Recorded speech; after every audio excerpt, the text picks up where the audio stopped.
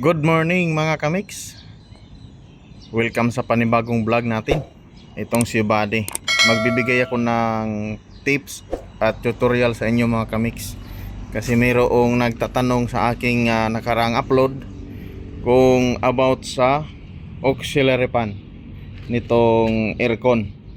So ayan o, kung makikita ninyo yan, dalawa ho yung ating auxiliary fan.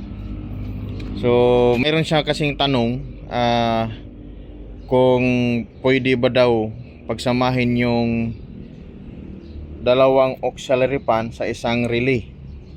So ito po yung ma-advise ko at magbigay ko ng tips sa inyo mga kamix pagdating dito sa ating dalawang auxiliary fan itong ating sasakyan. So ito pala si Buddy, 1994 model ito.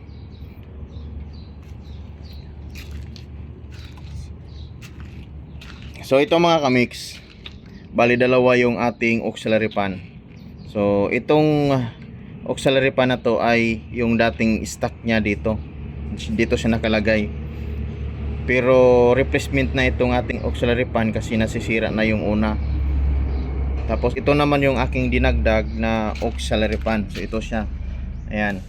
Nabili ko lang din siya sa online. So bali mga kamix, ang connection nitong isang auxiliary fan yung dati ay yung original na connection niya, yung wirings, no?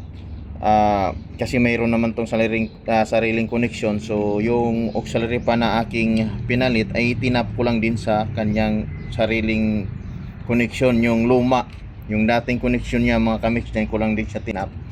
So ang pag-usapan natin dito ngayon ay yung pagdagdag ko ng auxiliary fan. Ayan, mas maganda ka din kasi ito mga kamix, lalo na pag medyo mahina na yung ng aircon ninyo, para mapalamig niya ng maayos yung kanyang condenser. Yun, dalawang auxiliary fan is pwede yan para madagdagan yung hangin, no? Mabilis mapalamig yung auxiliary fan, este condenser natin. And then mga kamix, itong aking dinagdag na auxiliary fan ay meron po siyang sariling relay. So ito siya. Ayan. May sarili siyang relay at saka mayroon din siyang fuse. So ang connection nito mga kamix, hiniwalay ko, hindi ko siya isinama doon sa dati. Kasi baka mabigatan yung wirings mga kamix, iinit siya, baka yun pang mag-cause ng sunog. Kaya ginawan ko siya ng sarili niyang connection. Kaya ginawan ko siya ng relay. So ganyan ang gagawin natin mga kamix kapag magdagdag tayo ng auxiliary fan para sa ating mga aircon. Kailangan hiwalay po yung relay natin. Huwag nating isama doon sa luma na connection kasi baka mamaya yung wire niya hindi niya kaya, maiinit at yun pang dahilan na magkasunog yung sasakyan ninyo. So ganito yung ginawa ko mga kamix, meron siyang sariling connection.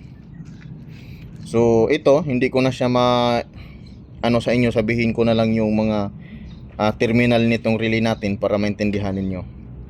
So mag-una tayo sa number 30. So kung mapapansin nyo yung mga relay ninyo dyan, may apat na paa yan. Mag-umpisa tayo sa number 30. So ito, ang number 30 nito mga kamix ay positive. So ito yung papunta dito sa ating battery. Ayan, ito yung papunta dito sa ating positive ng ating battery. So ito siya. So galing sa battery mga kamix, papunta siya dito sa ating relay. Bago siya makarating dito, bago natin pagdugtungin, kailangan may fuse tayo na ilalagay. So ito siya, may fuse akong nilagay dyan sa pagitan ng relay at saka wire itong papunta sa ating positive. Ayan, mayroon siyang relay, step fuse na nilagay ko para in case na mag short circuit siya, may puputok dito, puputok yung ating nilagay na fuse. And then mga kamix, ang itong number 87 itong ating relay, number 87 mga kamix ha, ito yung papunta dito sa ating positive ng auxiliary fan. So dito, so hindi ko na maano yung wirings nito kasi nakabalot nga ng tape ito mga kamix. Ayan, para safety naman. Ang positive ng ating auxiliary fan ay ito yung papunta dito sa ating 87 ng relay. So ang 86 nitong relay natin mga kamix, ayan, ang number 86 nito ay ito yung papunta dito sa ating compressor sa motor. So ayan, ito siya mga kamix. Ayan, pansinin niyo itong wire na to. Ito siya. Yung papunta sa ating compressor ng ating aircon. Dito ko siya itinap. So sinama ko siya dito. Para pag on natin ng aircon. Ayan, para pag on natin ng aircon. Pag gumana na tong ating isang auxiliary fan, sumabay ito mga kamix.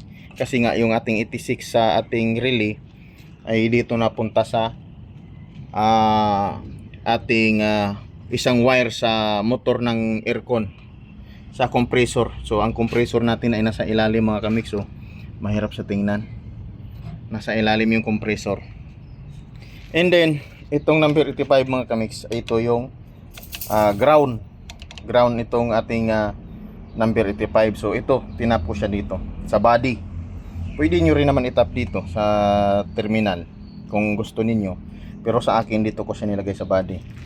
Tapos itong ating auxiliary fan mga kamix ay meron itong dalawang wire.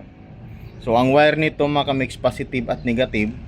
So ang positive nitong ating auxiliary fan na ito ngayon pamunta dito sa ating relay na number 87. So ang ground nito mga kamix ay dito ko lang din siya itinap sa ating body. Ayan siya.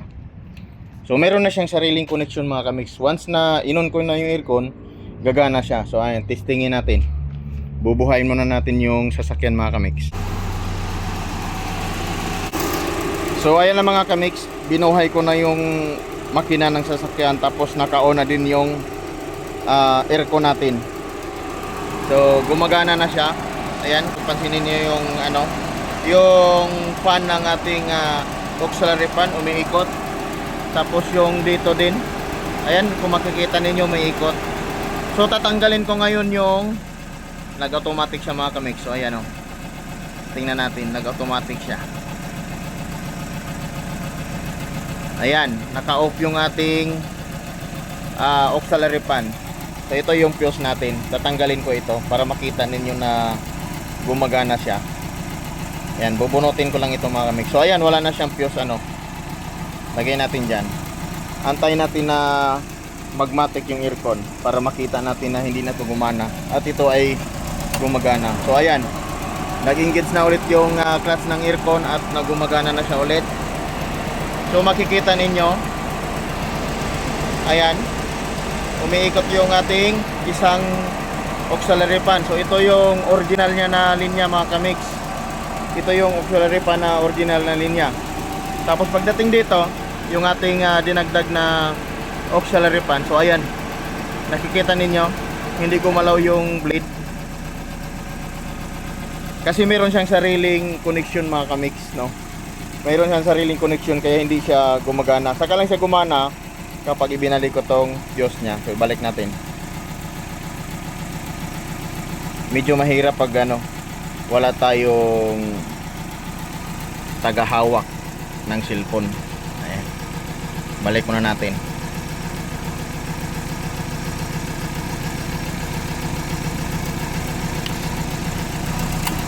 So ayan, binalik ko na. Titingnan natin. Ayan, nakikita ninyo, umikot na siya. Ayan, pati dito sumabay siya.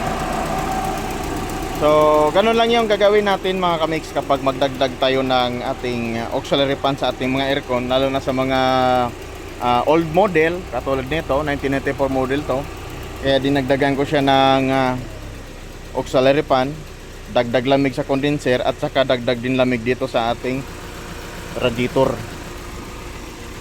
So sana may natutunan kayo sa ating munting vlog mga kamix, kung paano maglagay ng relay sa ating auxiliary fan, o kung paano tayo magdagdag ng auxiliary fan sa ating mga aircon ng ating mga sasakyan. So sa mga Toyota Corolla lovers, ayan, para sa inyo to, sa mga gustong mag DIY, sana masundan ninyo.